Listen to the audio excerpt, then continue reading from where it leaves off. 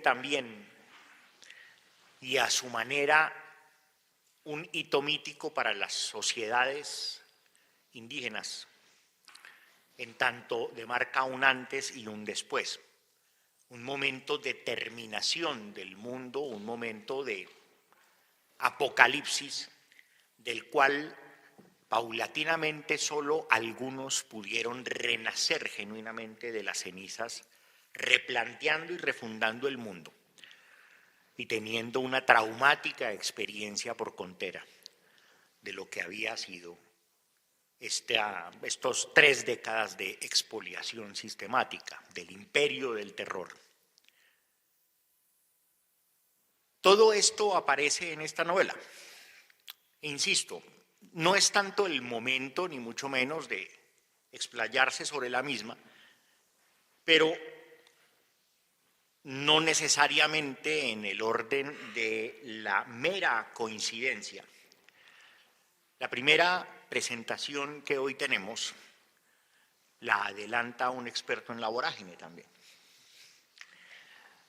David Barreiro, si bien hoy no viene a compartirnos en detalle sus meditaciones y sus hallazgos adelantados durante el desarrollo de muchas de sus cavilaciones, por cierto, su tesis doctoral, donde compara la vorágine con la Casa Verde, con los pasos perdidos, la Casa Verde, Vargas Llosa, los pasos perdidos de Alejo Carpentier, evidentemente seguro invocará la vorágine también en lo que sigue, porque de nuevo los mismos tópicos de violencia, naturaleza y frontera se desarrollan en una perspectiva que concilia la lectura en la larga duración histórica con la percepción desde la literatura y, si se quiere, desde cierta antropología literaria que pudiera constituir también un escenario propicio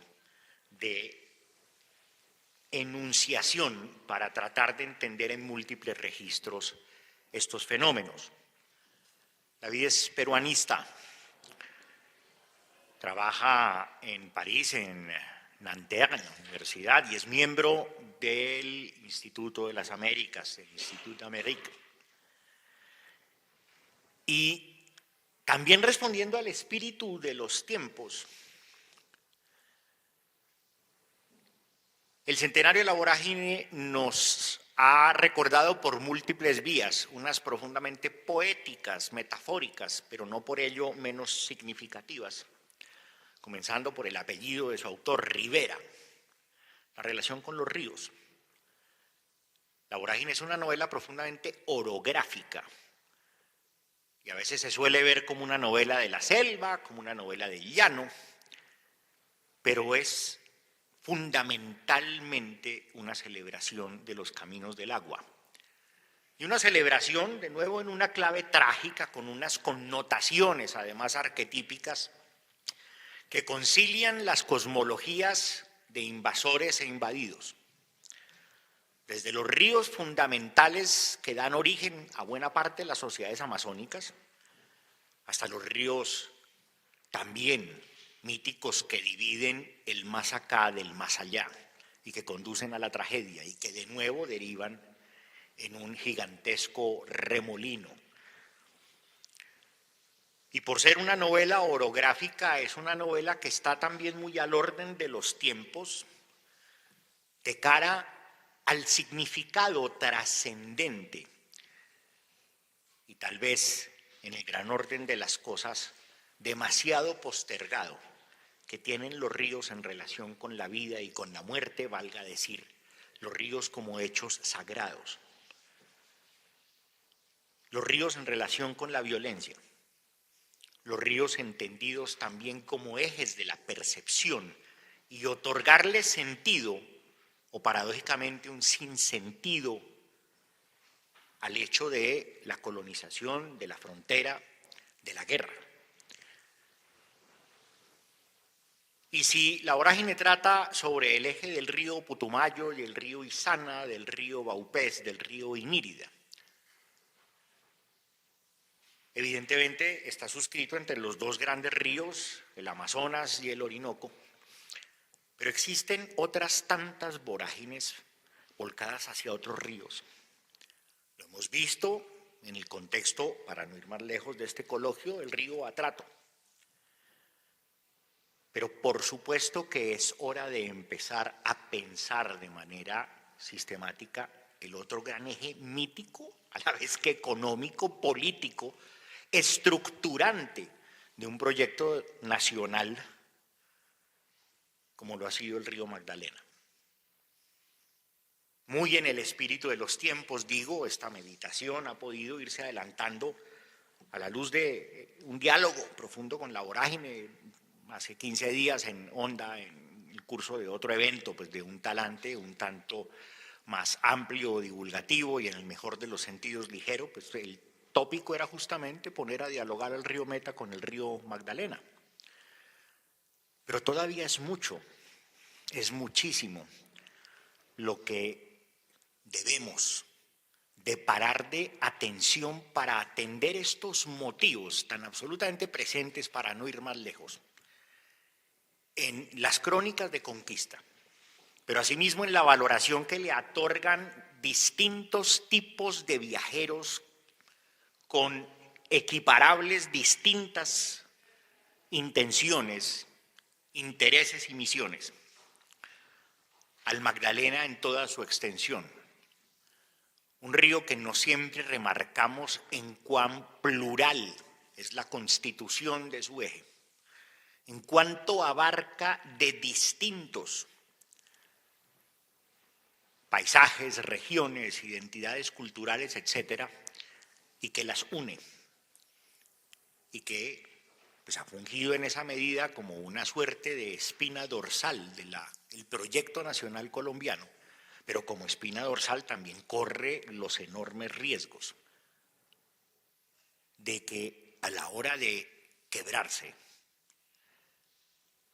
sea justamente la fractura de aquello que sostiene la imaginación, cuando menos, de lo que constituye ese proyecto nacional.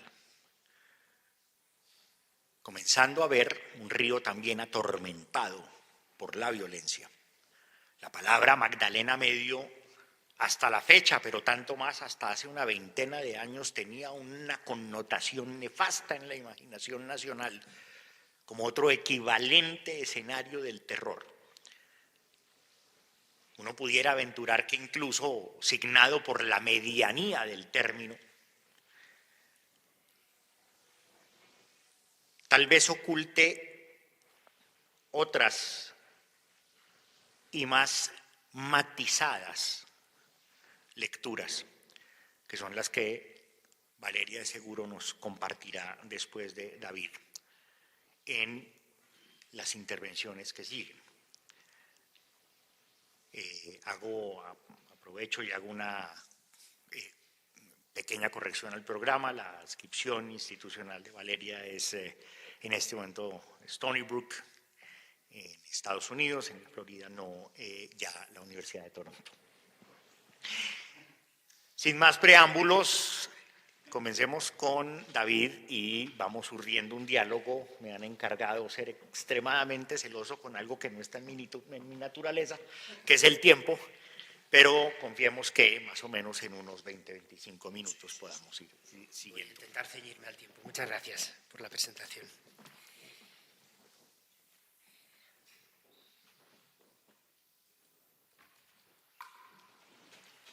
Aprovecho para agradecer la invitación. Muchas gracias al Museo Nacional, a IFEA, a Frederic, John Jairo por la excelente organización y muchas gracias por la presentación también.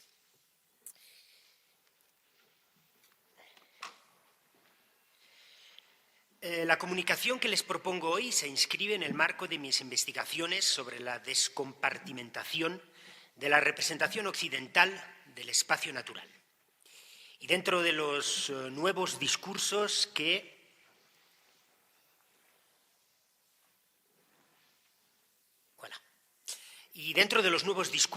construyen la narración contemporánea sobre el cambio climático.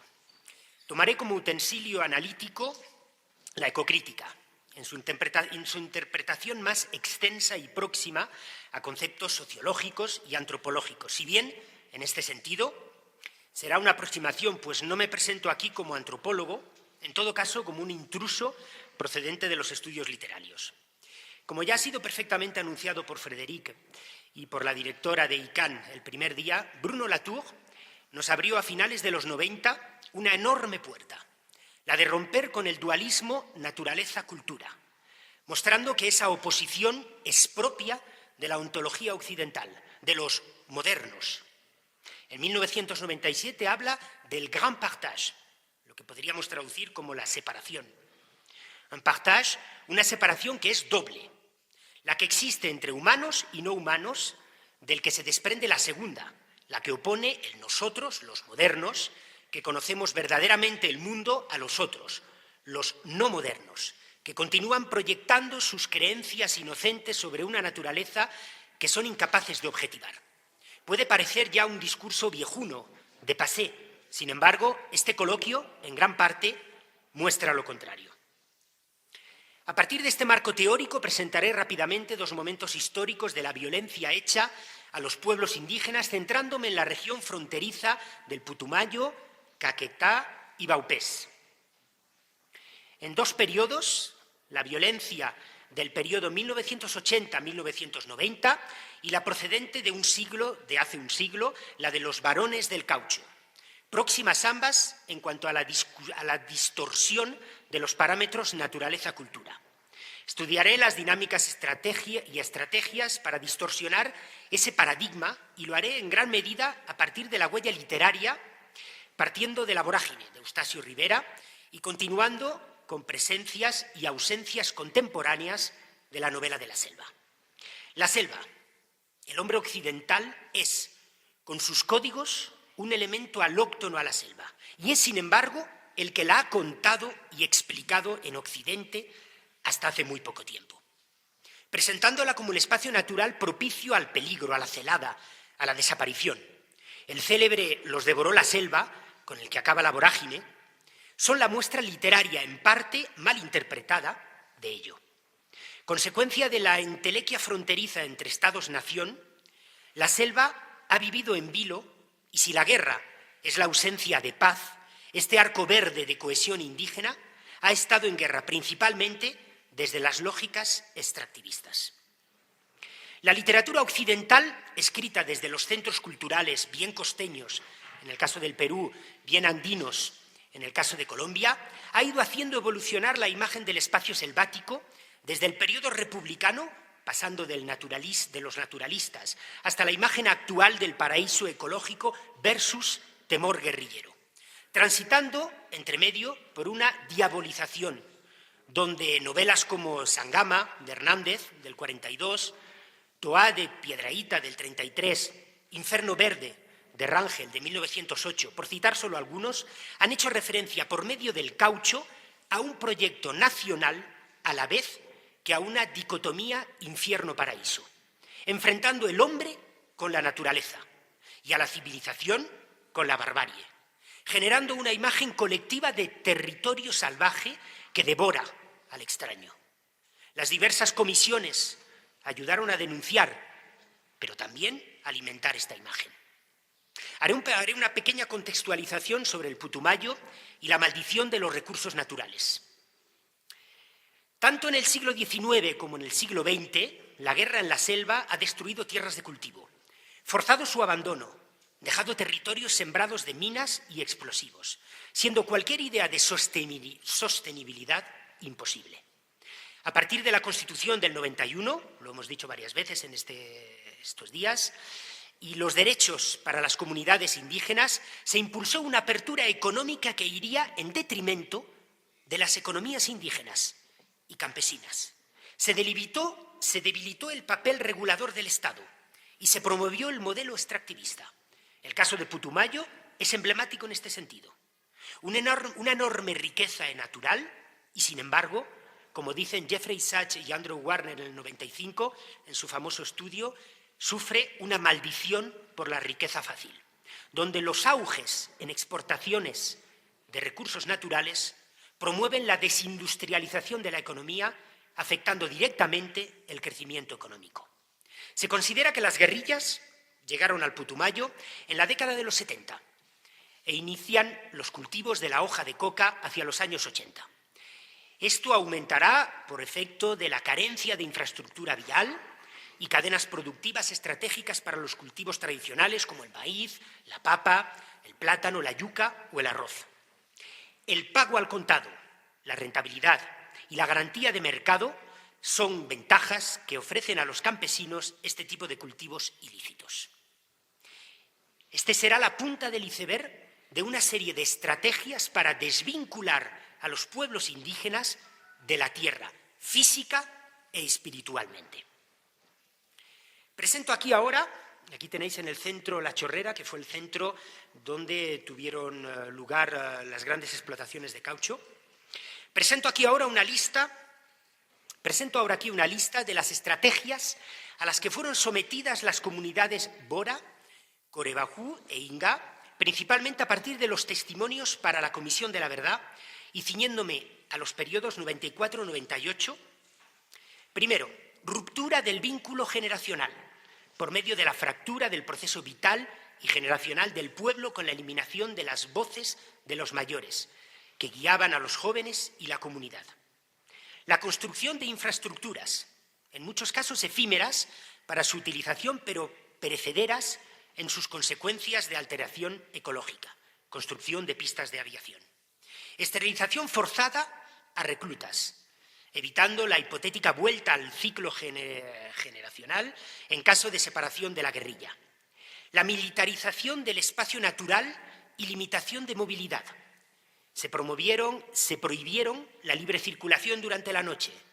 Vulneraron directamente a estos pueblos que cazan en horario nocturno. Se instalaron minas en los caños. Así, los líderes del Consejo Regional Indígena vieron reducidos sus desplazamientos para visitar las comunidades indígenas a lo largo de los ríos. Recordemos la zona de distensión más al norte a partir de los diálogos de Caguán. Reclutamiento de jóvenes, por coacción, pero a veces también por convencimiento. Al encontrar reconocimiento, la guerrilla se imponía como la principal figura de autoridad, estableciendo las nuevas reglas de la tierra. Desforestación y explotación de oro en aluvión. Por 1 hectárea de siembra de hoja de coca se talan 4 hectáreas de bosque, siendo la explotación de oro de aluvión una de las principales causas de la desforestación. Siglos de conservación frente a la rentabilidad inmediata. Todas estas estrategias ponen en peligro la espiritualidad, control del territorio y organización. La toma y retoma de Mitú en 1998 es considerado como un caso otra vez emblemático al compilarse gran parte de las derivas precedentes. La presencia militar de ambos bandos, el Estado y la guerrilla, duplicó los casi 4.000 habitantes de la población. El fuego cruzado y contraofensivas de los dos operativos supuso que las comunidades se encontraran entre dos fuegos y la relación entre comunidades fuera imposible. Todo ello supone la ruptura del proceso vital de la comunidad. El indígena, de sujeto indígena, pasa a objeto cosificado y útil para la guerrilla, a condición de desvincularlo de la tierra o alterar su relación con la tierra. Y en ese proceso de desvinculación, el Estado lo estigmatiza, precisamente al estar desvinculado de la tierra. Al indio objeto se le impone una relación de violencia con el espacio natural. Pero este proceso no era nuevo. La zona Putumayo-Baupés estuvo ligada a la violencia de la fiebre del caucho en el siglo anterior, donde la esclavitud y tortura llegó a las comunidades indígenas Bora, Uitoto y Ocaina por medio del sistema de enganche o crédito imposible de reembolso. Este año se celebra el centenario de la vorágine. Vuestro clásico, y retomo las palabras de Margarita Serge, y hoy, especialmente aquí, muchos caminos, muchas trochas llevan a la vorágine, a la Chorrera, en el flanco occidental del Putumayo, y que fue uno de los dos epicentros de esa guerra compuesta de miniguerras con vocaciones extractivas y fronterizas. En el Putumayo se materializa por primera vez desde la República, por lo menos en mi opinión, la estrategia de polarización extrema de ese grand partage evocado por Latour. He leído varias veces durante este centenario en artículos: los errores estructurales de la vorágine son una gran virtud, son su gran virtud. Efectivamente, Rivera, no nos engañemos, no presenta su obra desde una evidente polarización entre naturaleza y cultura. Sin embargo, la novela nos propone también una puerta de salida a la idea hegemónica propia de las novelas de la selva, en la que la selva es un infierno para todos, hombre blanco y mundo indígena, siendo en realidad el hombre blanco el que construye materialmente e intelectualmente ese infierno. Ese hombre blanco, el paladín de la destrucción. Por medio de la representación del dolor del espacio natural y de esa denuncia del paladín del mal, Rivera nos propone salir del infierno verde, mostrando una sensibilidad por lo ecológico que no nos debe pasar hoy por alto. Otra cosa es que los lectores de la época no hayan entendido o visto esta puerta, y por supuesto no hago juicio de valor de las y los lectores de la época. El mismo Rivera lo dijo en su entrevista con un editor. Cito: la novela se vende, pero no se entiende. Rivera evita el no le entienden, incluyéndose en cierto modo en esa problemática cognitiva alrededor de la obra. Una obra que describe perfectamente esas estrategias que he citado previamente, tanto en su metodología del enganche como en la ruptura generacional, la búsqueda paternal de Silva, personaje axial en esta argumentación. El enganche esclaviza al indígena en la materialidad, impuesta por el varón del caucho, el cual lo separa, aísla de su comunidad, construyendo alrededor del indígena, imponiéndole una agresión sobre el medio natural, siendo continente y contenido, actor y receptor involuntario de esa maquinaria de fractura entre naturaleza y cultura. Ya acercándome a la conclusión, me pregunto si existe hoy, en el arco andino, una literatura de la selva que exprese, denuncie, lo sucedido durante esos años o lo que sigue sucediendo hoy. Salvo algunas excepciones importantes, el punto de vista sigue siendo occidental, serrano en Colombia y costeño en el Perú, mostrando en su mayoría una bipolaridad propia a la concepción del espacio natural de Occidente. La tradición eminentemente oral de los pueblos originarios hace que la poesía sea un medio de expresión, un soporte literario, fundamentalmente en código cultural más que reivindicativo. Señalaré algunos ejemplos de esa literatura contemporánea o, en todo caso, más reciente sobre la selva en el arco andino, con una relación ambigua en cuanto a su representación del espacio natural selvático. Las tres mitades de Hino Moxo, de César Calvo, donde las plantas maestras de la ayahuasca imparten lecciones culturales y filosóficas tanto a su autor como a sus lectores.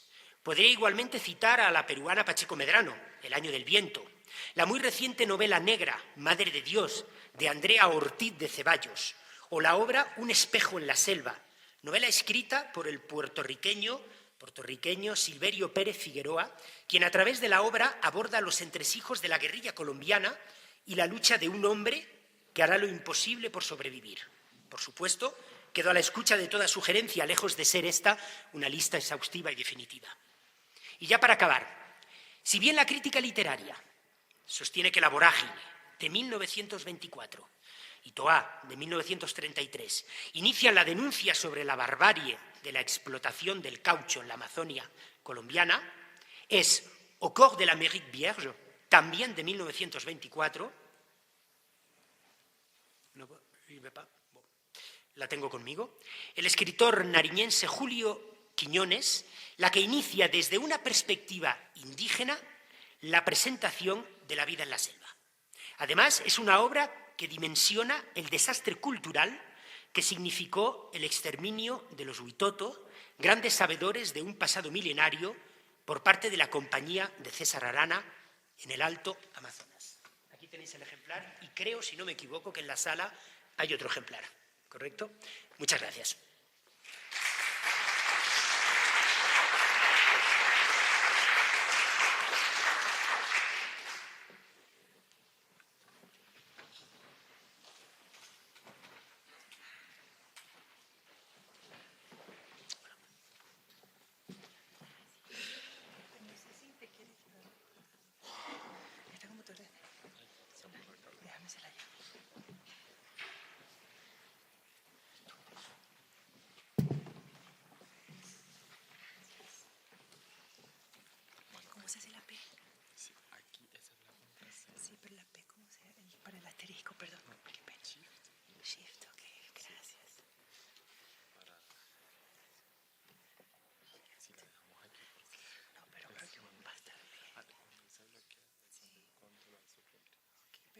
si ponemos al PDF?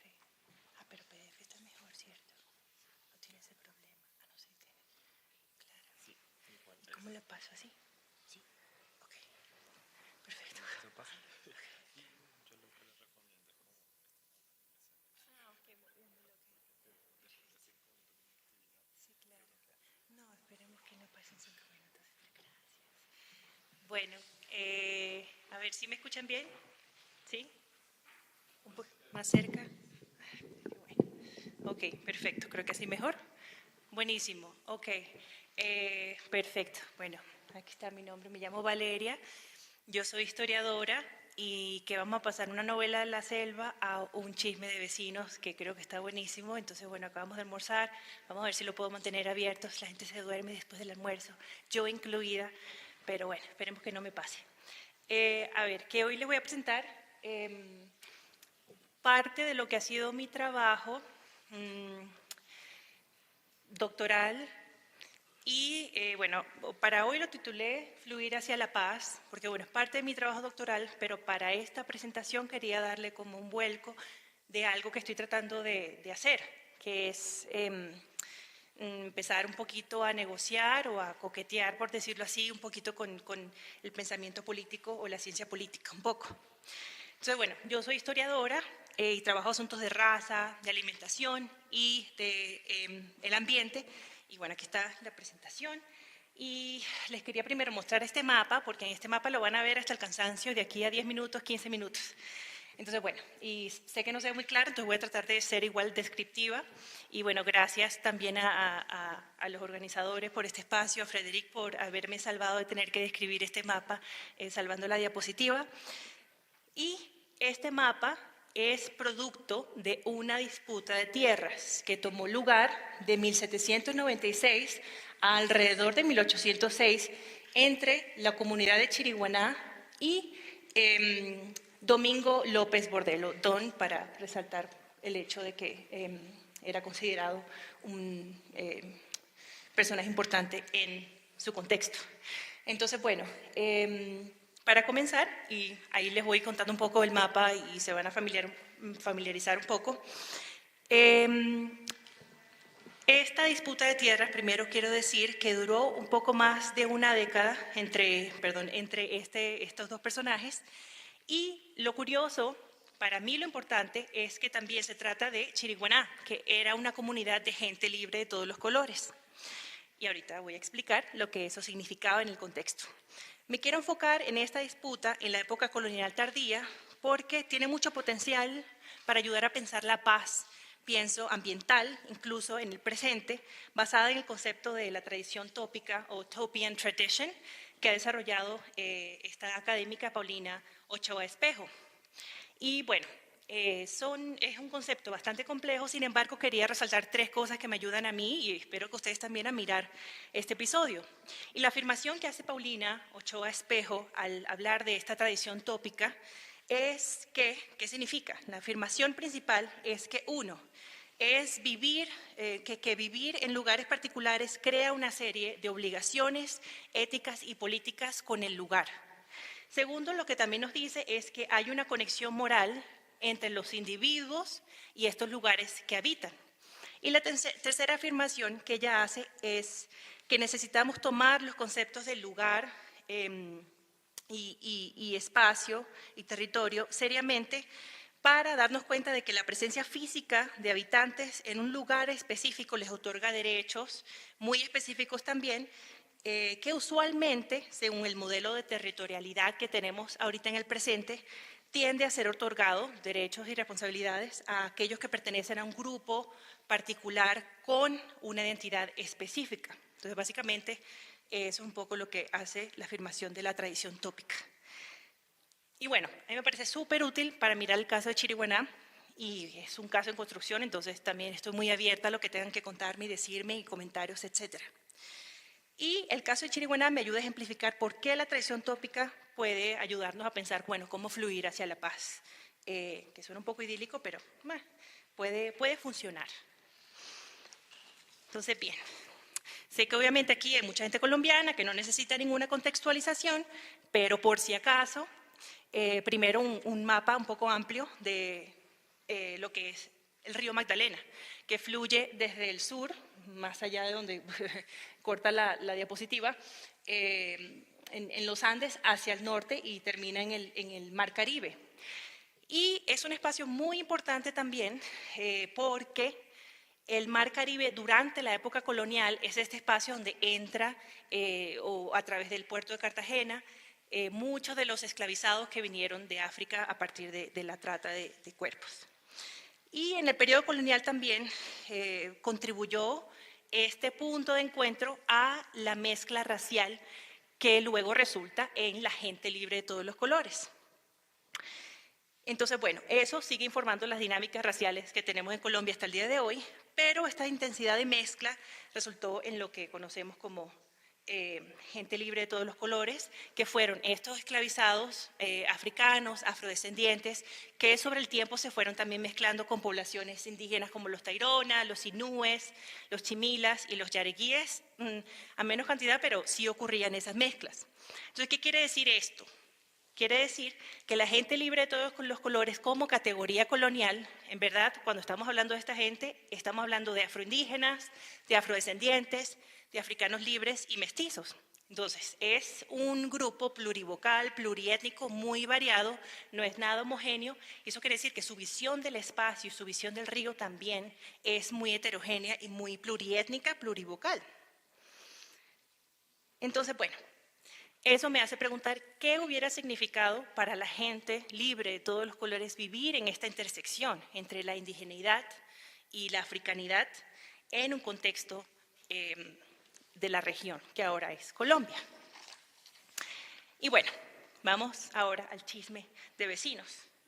Y esto un poco, me gusta mucho esta acuarela porque también ejemplifica un poco que era libre de todos los colores, porque tiene distintos, por lo menos fenotípicamente o visualmente, es difícil saber cuando estamos hablando de un afroindígena, de un mestizo, de un afrodescendiente, etcétera, porque, de nuevo, un grupo muy heterogéneo.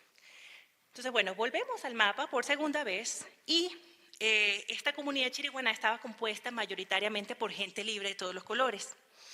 Y ellos son los que entran en una disputa sobre tierras con este señor blanco, que es su vecino, que se llama Domingo López Bordel.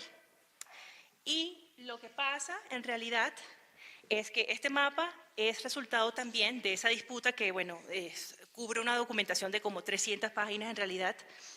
Y pasa lo siguiente.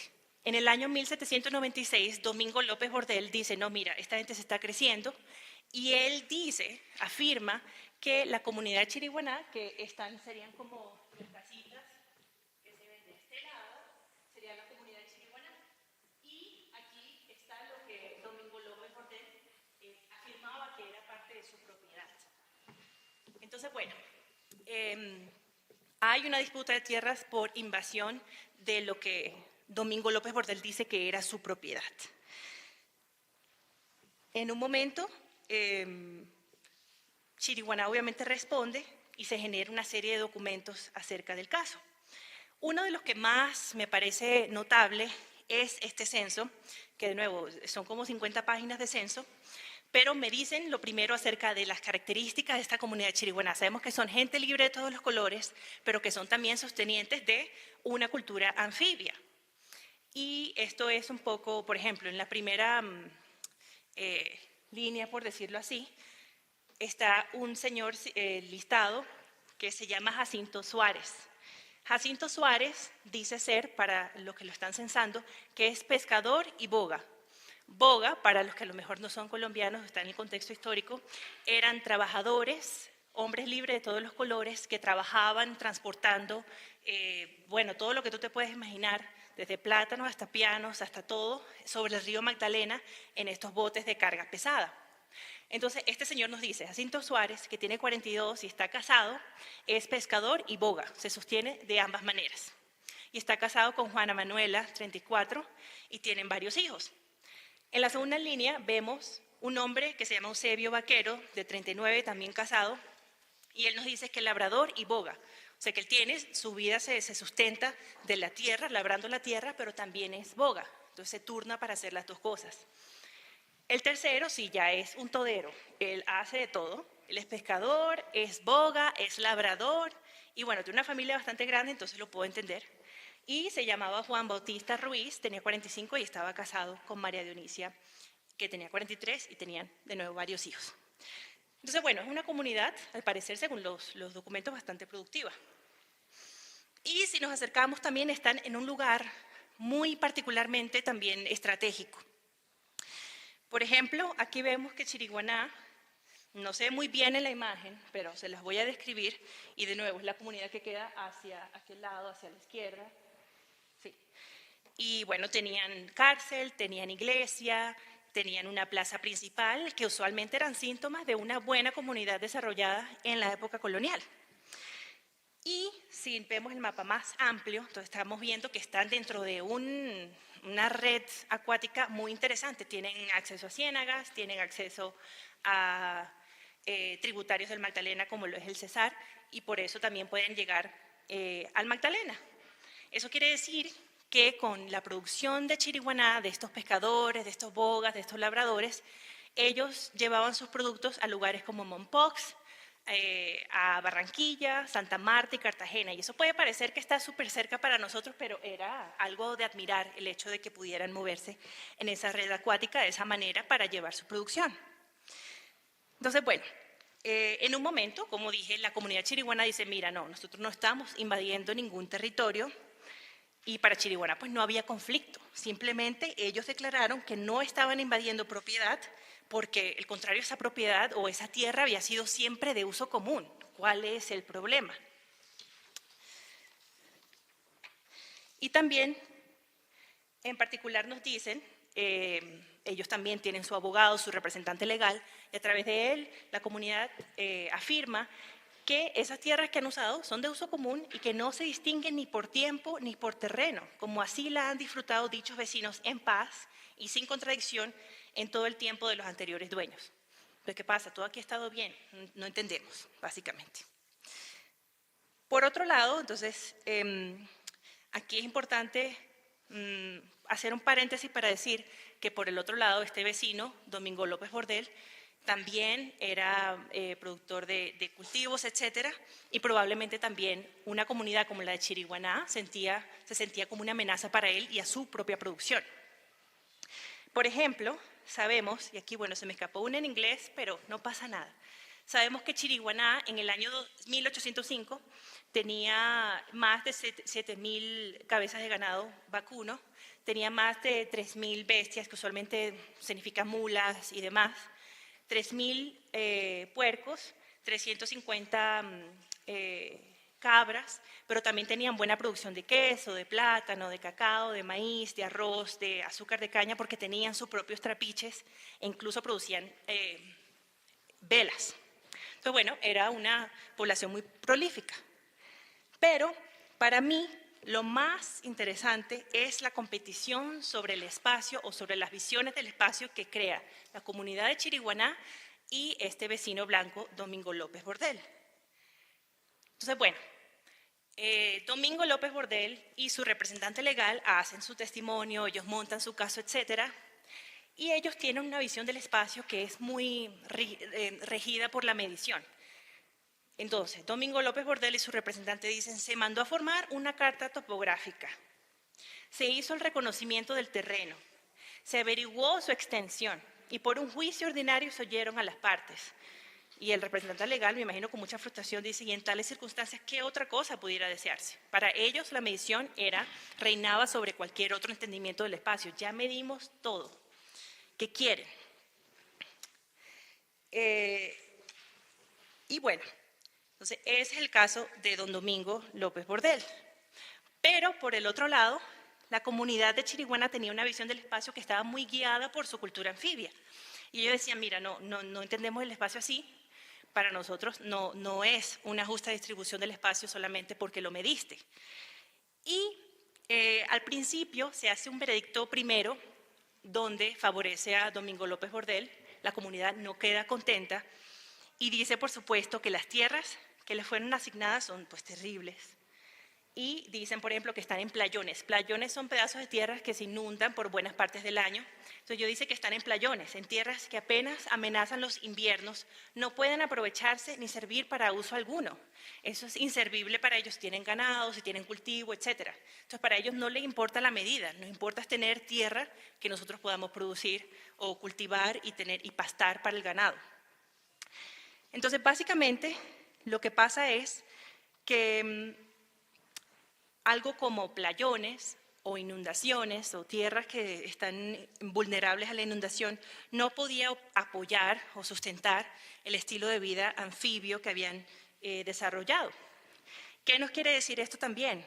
Que esto va en línea un poco con la idea que ofrece la tradición tópica de Paulina Ochoa, que nos llama a desarrollar derechos y responsabilidades específicos al lugar y que las características específicas del lugar pueden entonces guiar cuáles son las medidas y asuntos sobre jurisdiccionalidad política. Entonces, bueno, para Chiriguaná, a pesar de que tenían cultura anfibia, eso quiere decir que el agua es un impedimento al desarrollo en algún momento y también la tierra que queda seca es también un impedimento. Necesitamos una buena balance entre los dos. Y bueno, para mí, bueno, al final no sé si quieren, les voy a hacer spoiler porque ya ha pasado varios siglos, pero al final el veredicto final sí fue a favor de López Bordel porque básicamente él tenía buenas conexiones legales para balancear el resultado a su favor. Pero bueno, con esto quería presentar algunas conclusiones porque, volviendo a la tradición tópica, pienso que nos llama a cuestionar cuáles son las relaciones políticas entre el ambiente y cómo podemos considerar los diferentes usos del espacio ambiental para formar y reevaluar ciertas medidas políticas que sirvan para la resolución de conflictos e influenciar procesos de paz incluso actuales. En el caso de Chiriguaná, la visión del espacio que tenían nos puede invitar a considerar cómo las interacciones anfibias con el ambiente pueden problematizar la idea que prevalece de que los territorios son la propiedad de grupos con identidades específicas y con un acceso muy específico al poder también, que creo que es lo problemático en este momento. Y por último, quería decir que no solamente es pensar la paz desde ahorita o pensar en visiones de espacio ahorita, pero creo que eso es lo importante también de mirar ejemplos coloniales, porque es un trabajo de memoria. Hacer este ejercicio de memoria histórica nos lleva a entender mejor cómo se pueden desarrollar mecanismos políticos o legales alternativos para, si se quiere, fluir hacia una paz o fluir, bueno, sobre un camino bastante largo, que puede ser una paz local, regional, territorial, dependiendo de los usos del espacio. Entonces, de nuevo, tiene que ser específico a las necesidades del espacio y lo que el espacio puede ofrecer. Pero también este uso de memoria histórica nos lleva a entender problemáticas de acaparamiento de tierras, que se ha visto también en otras conversaciones que hemos tenido aquí entre ayer y hoy, y la privatización de tierras comunes que plagaron los proyectos de la nación en el siglo XIX y que siguen plagando la nación ahorita, y no solamente la nación, el espacio en general. Entonces, bueno, así quería finalizar. De nuevo, esto está todavía cocinándose, pero sí le veo el potencial a ejemplos como este de poder también ayudarnos a visualizar, bueno, cómo es una política de tierras el día de hoy y cómo podría ser con un poquito más de revisión, que bueno, no sé si pase, pero bueno, sería genial. Y bueno, muchas gracias y de nuevo, si tienen algunas preguntas, algo que no discutí, etcétera, muy abierta a hablarlo, pero gracias.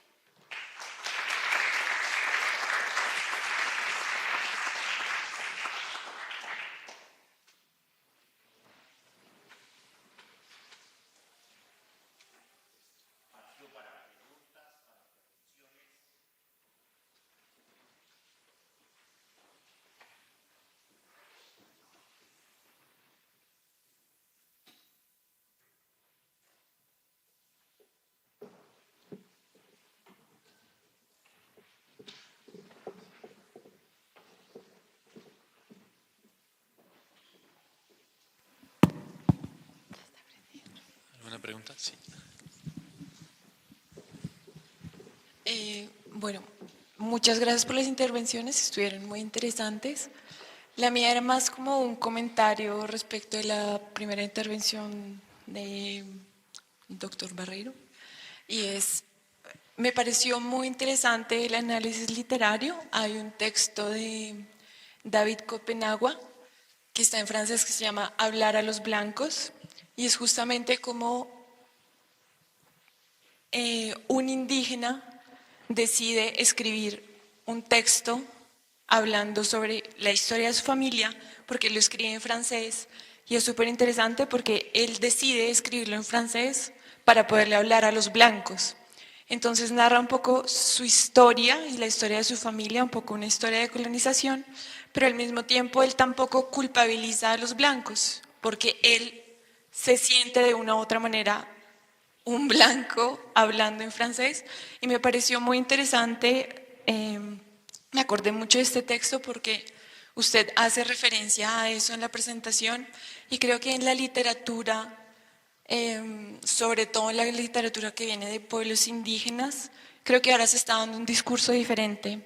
Y ahí, no sé si fue Doris Bussau u otra autora, no encontré finalmente el nombre, pero hace una biografía también de la historia de sus abuelos.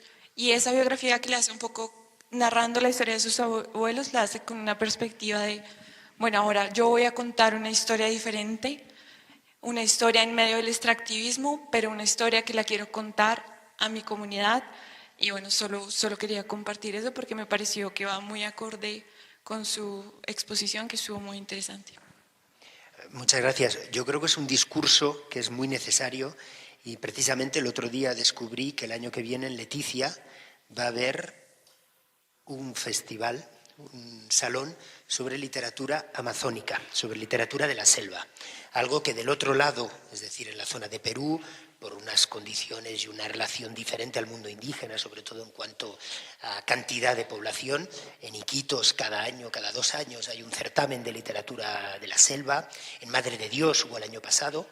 Y me parece, si lo he entendido bien, este será el primer certamen en Leticia, y creo que es interesante porque quizás ahí podremos descubrir esa nueva voz, con crítica o no hacia el hombre blanco, eso es al margen, pero lo interesante es que haya esa otra voz, porque en mis investigaciones, insisto, estoy a la escucha de todas las recomendaciones de lectura. Por el momento lo que predomina todavía hoy es una lectura muy con una gran separación entre el mundo natural y lo que entendemos por cultura.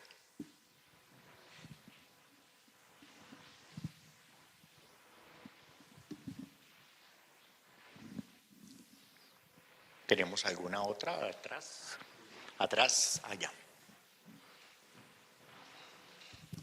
Yo tengo una inquietud para el maestro David a propósito de la literatura de los procesos de colonización y frontera. Y es la siguiente. En tu análisis, ¿cómo aparece la construcción de sujetos históricos?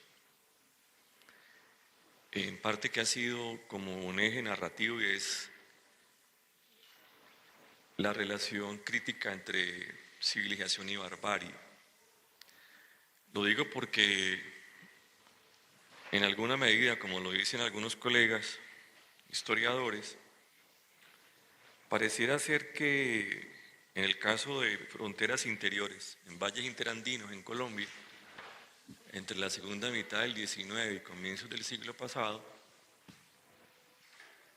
los colombianos nos enteramos de ese pasado reciente en ese momento a través de la literatura y no propiamente a través de la que hoy conocemos como la historia. Y hasta qué punto, y lo hemos discutido en estos espacios de los 100 años de la vorágine, eso también, digamos, contribuyó a un imaginario mítico, ¿sí?, desde lo urbano en torno a lo que había que someter y civilizar, en este caso, la selva. Entonces, es simplemente como esa inquietud, reflexión, a propósito de tus muy acertados apreciaciones sobre el tema. Muchas gracias.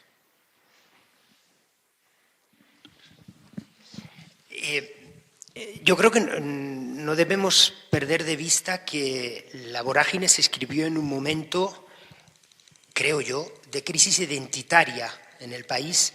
Se acababa de perder Panamá y, como toda gran novela, va superando las épocas del tiempo.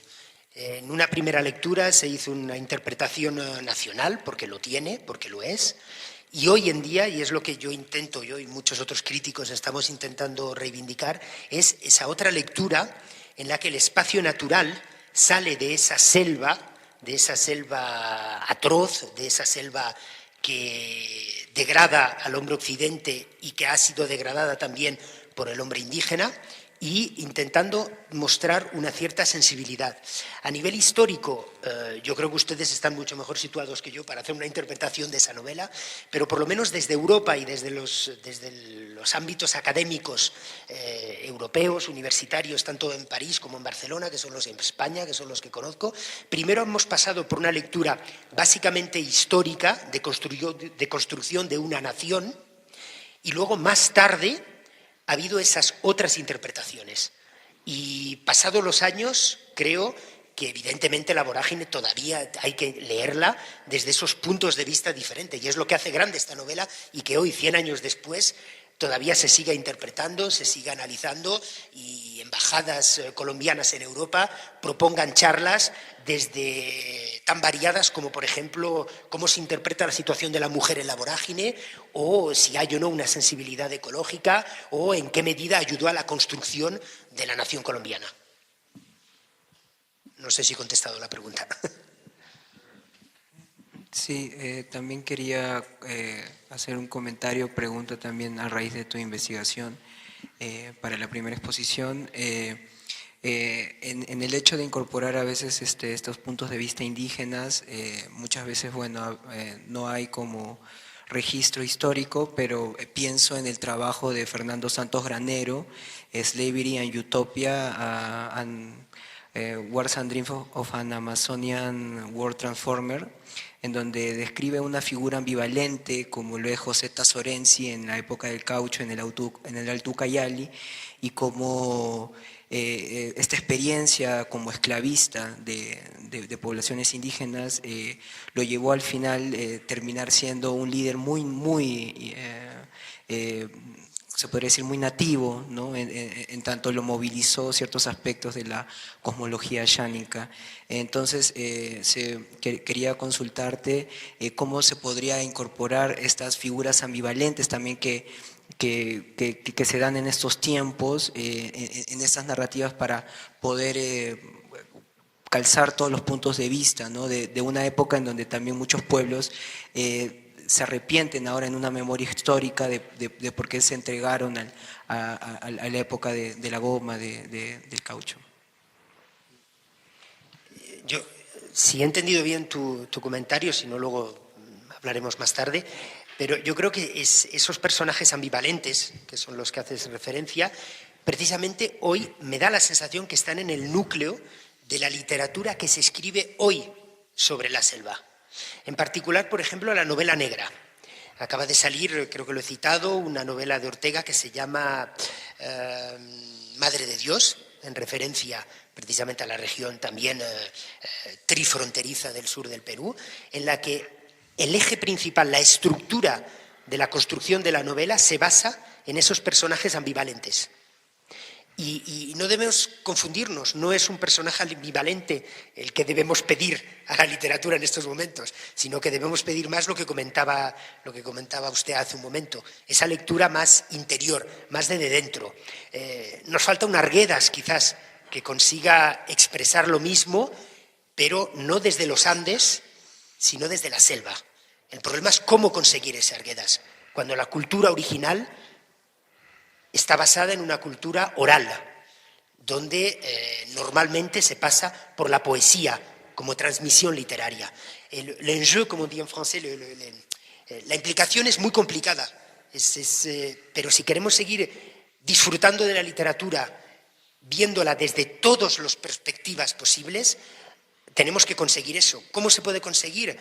Pues logrando que entren, que se abran más las puertas de las universidades a estudiantes que vengan de zonas o de comunidades que, además de un trabajo previo en las escuelas, puedan ingresar a esas universidades y, sin perder sus orígenes culturales, transmitir desde dentro lo que ha vivido, lo que se ha vivido y lo que se está viviendo ahora. Es muy difícil, soy consciente. Sí, yo tengo una pregunta con respecto a esta cuestión de las múltiples lecturas y sucesivas lecturas que genera un mismo texto, ¿no? Lecturas y relecturas que tienen que ver con miradas ideológicas, con cambios, miradas que tienen que ver también con determinados sectores sociales que van pensando qué encontrar en esas novelas. La pregunta es muy simple: ¿cómo evitamos el anacronismo?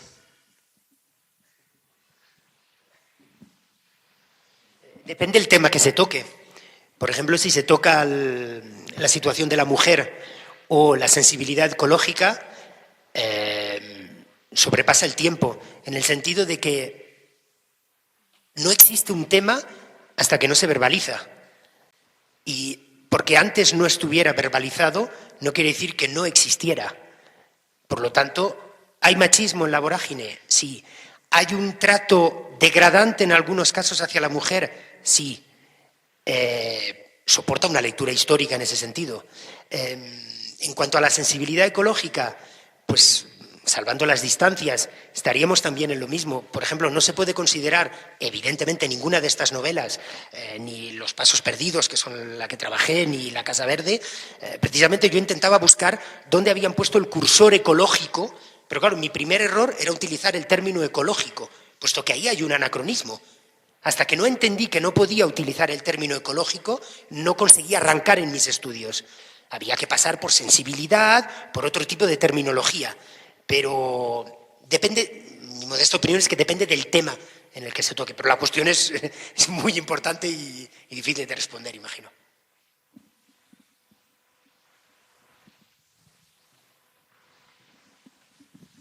No sé si tenemos... tenemos atrás otra. Yo quisiera hacerle ahorita una a Valeria en aras de la... Sí, yo también. Gracias, perfecto. gracias por las presentaciones. Gracias, Valeria. Quería saber si nos puedes profundizar en cultura anfibia, como qué datos te da el archivo de qué es esa cultura anfibia en ese momento en Chile. Bueno, gracias.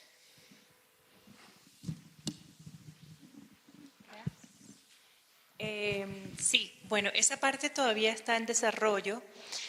En el caso de la comunidad de Chiriguaná, y gracias por la pregunta, la primera pista sería el censo en sí, en qué está ocupando la persona su tiempo. También me interesa la figura del boga, que bueno, sí es muy popular en Colombia, pero ¿qué pasa también?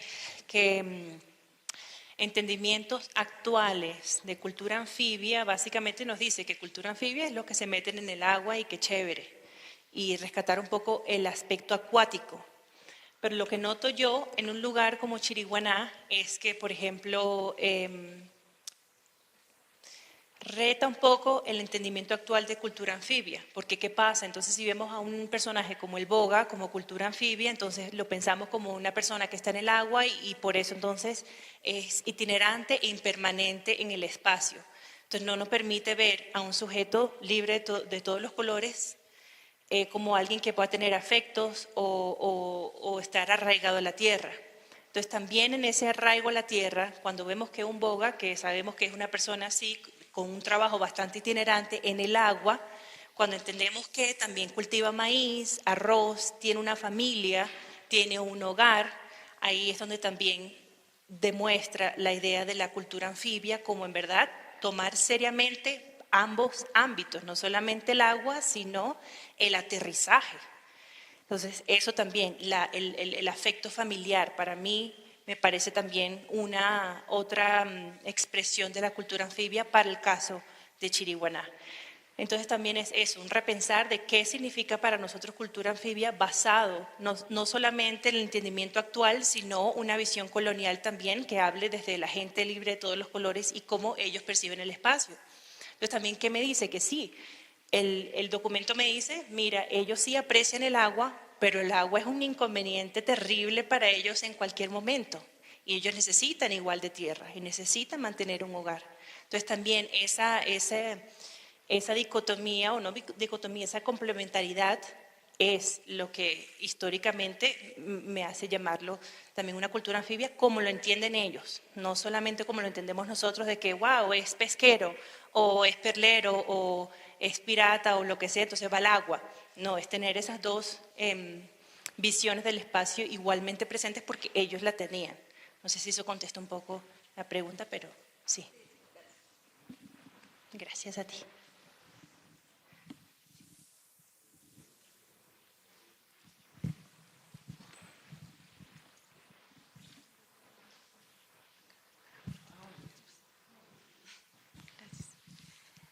Bueno, primero, gracias. Y segundo, en cuanto a esta dicotomía de hombre y naturaleza, ¿cuáles son como otras posibilidades como de leerlo, además de pues civilizado y barbarie? Perdona, no he entendido la segunda parte de la pregunta. ¿Qué posibilidades? Hay para leer pues esta categoría entre pues hombre y naturaleza, más allá que civilizado y barbarie. Ahí supongo que habré que ir a buscar a lo que ya se evocó ayer en los estudios de Descolat, donde nosotros nos encontraríamos en el naturalismo, pero él estructura en cuatro movimientos diferentes esa posible combinación, si podemos decir, aunque es un término muy occidental, evidentemente, de eso, pero no soy sociólogo, no puedo contestarte ni antropólogo, pero imagino que si vas a buscar sobre la categorización que hace Descolat sobre Nature Culture, ahí lo puedes encontrar. Lo siento, no tengo más elementos. Valeria, tengo una inquietud a propósito de tu última respuesta y sin apelar a anacronismos. Y es que lo que yo veo en tu trabajo, que me ve muy interesante, aporta mucho esclarecer como zonas que no han sido iluminadas por los historiadores ni por la sociología y la antropología, es esas culturas ambientales que van a surgir en un momento importante de campesinado libre. Por lo menos así lo hemos visto, ¿no?, en el río Cauca, en el Valle del Cauca. Antes, obviamente, de la supuesta libertad de los esclavizados en 1952, no 51.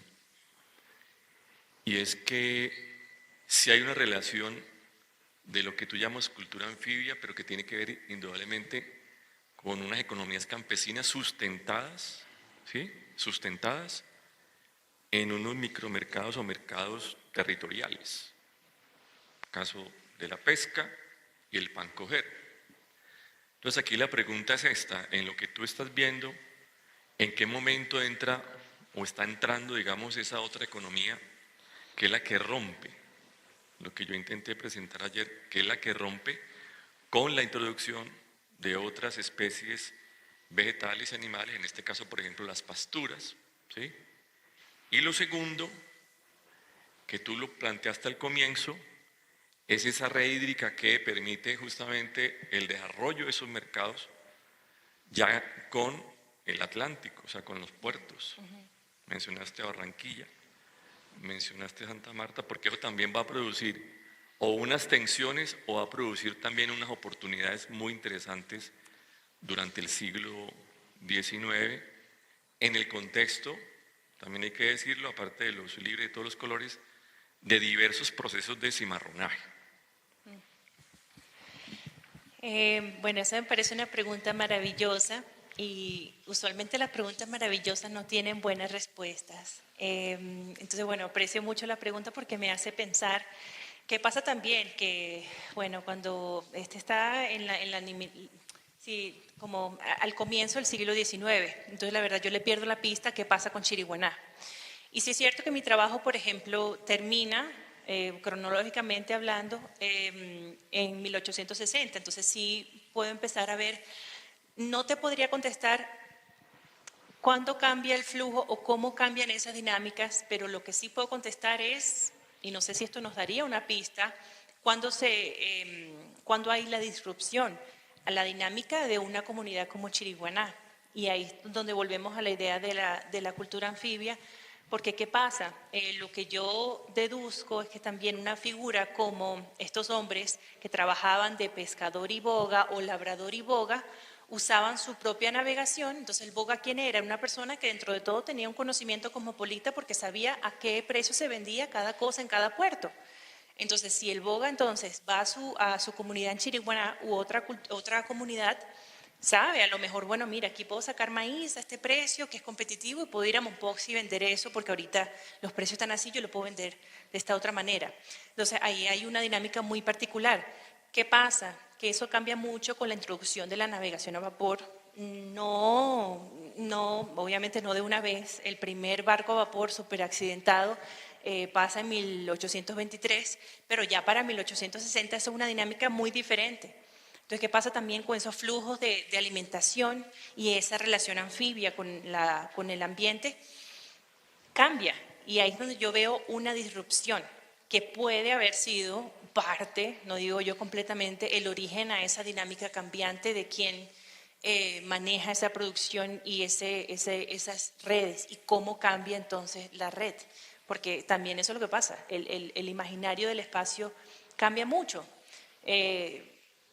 Y también eso cambia entonces las redes de suplir alimentos y el entendimiento del espacio. Mientras el boga se posiciona como el bíceps del Magdalena, por ejemplo, dos comunidades como Honda y Mompox, que sabemos que no están súper cerca en términos coloniales, donde hubiera sido bastante tiempo, bueno, varios días de llegar de una a la otra, se consideran vecinos, porque saben que el boga usualmente para en Mompox y entonces después puede hacer otras paradas, pero esas son sus paradas principales, Honda y Mompox. Entonces, en ese imaginario espacial, esos son los puertos de negocio. Hay otros, por supuesto, pero esos son los mayores. Entonces, también yo creo que con esa introducción a vapor pasa una recomposición del imaginario del espacio y también de las redes comerciales de alimentos y otras textiles, redes de correos incluso, etcétera.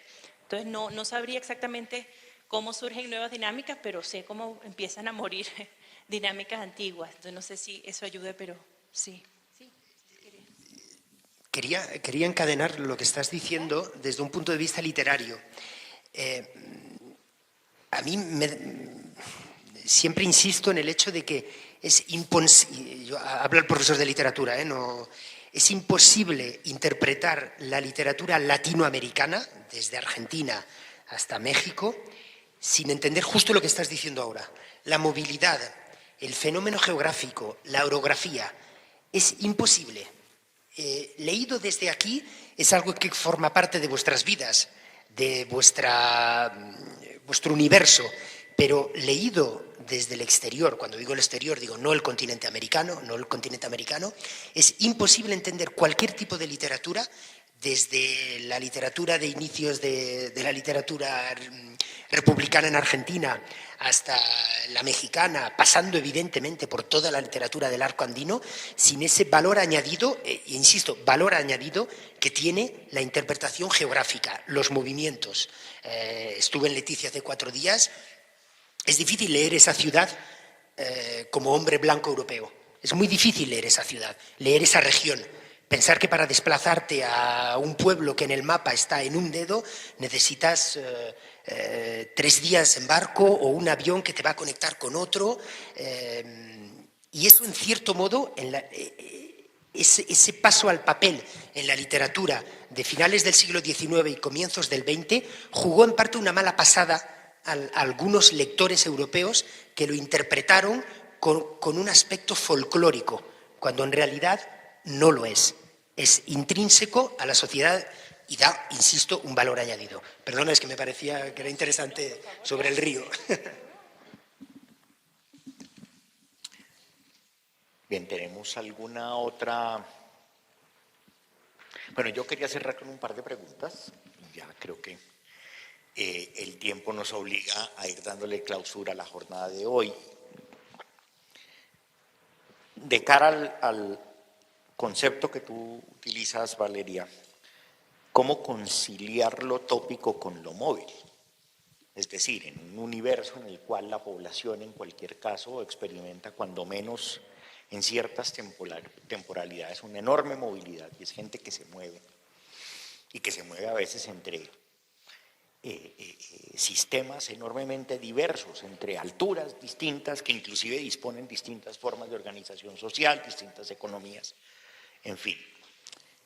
Y quería preguntarle a David, frente a un acerto que adelantó, y es, claro, cuando hablamos de literatura ya estamos hablando de una serie de implícitos culturales. Y ese implícito cultural es eminentemente occidental. Tenemos cierta obsesión, cierto prurito por encontrar justamente hitos de la literatura amazónica que surjan desde el punto de vista indígena. Pero curiosamente también la Amazonia para ciertos fines, y lo digo de una manera más retórica que estadística, es una región sin libros. Es decir, inclusive en los inventarios de la colonización, los libros nunca son relevantes. Entonces, tal vez, virando el argumento, si no fueran libros, y ya hablamos de la poesía, ¿qué otros tipos de manifestaciones para consignar ese devenir pudiéramos buscar, Valeria? Ok. Bueno, no, sí, estoy de acuerdo contigo. Me imagino que conmigo es la primera parte del comentario, ¿cierto? Sí, oye, unos libros, sí. No, estoy de acuerdo contigo. Yo creo que también por eso, sí, es muy diferente hablar de lo tópico y la movilidad, pero también por eso yo creo que sí, el boga se posiciona como una figura que fue muy difícil de exorcizar cuando la quisieron exorcizar en el siglo XIX, que quieren traer la navegación a vapor y se dan cuenta, no, incluso para la navegación a vapor necesitamos de este conocimiento local del boga para saber dónde proveerse de carbón o de madera y cómo. Entonces sí, no, estoy de acuerdo y eso es el proceso en el que me encuentro también de cómo desarrollar esa sensibilidad en mi trabajo, pero sí, muchísimas gracias. Sí, el comentario es totalmente pertinente. Nuestro discurso, en cierto modo, falla en ese sentido, pero al mismo tiempo creo que la respuesta es bastante evidente, solo tenemos que salir a la calle. La mayoría de grafitis que vemos en la ciudad de Bogotá son de origen étnico. Utilizo esta palabra con mucho cuidado, y las calles de Leticia están rellenas, están complementadas, están decoradas con esa expresión que no es literaria, que no es oral, pero que es totalmente indígena en ese sentido. Por eso he evocado antes que el problema radica en que estamos pidiéndole a unas culturas que no tienen una tradición literaria que se expresen en literatura. Ahí estoy de acuerdo, pero yo pensaba en todas esas ciudades que pertenecen a la ceja de la selva, donde hay la mitad, 3/4 partes de la población de origen indígena, que están totalmente occidentalizadas desde el exterior y que les falta, me da la sensación a mí, un medio de comunicación puramente occidental para que todos entendamos con los mismos códigos, sin que ellos pierdan su origen, lo que nos quieren decir. Pero hoy en Bogotá salta a la vista, saliendo a la calle, una parte de la respuesta, creo. Muchísimas gracias, Valeria Mantilla, David Barreiro, muchísimas gracias a todas y todos ustedes, y bueno, ya nos veremos en la jornada de mañana para las últimas sesiones y el cierre. Muchísimas gracias. Muchas gracias, Carlos. Un aplauso para ustedes. Y gracias a todos por asistir. Los esperamos mañana en nuestro tercer día.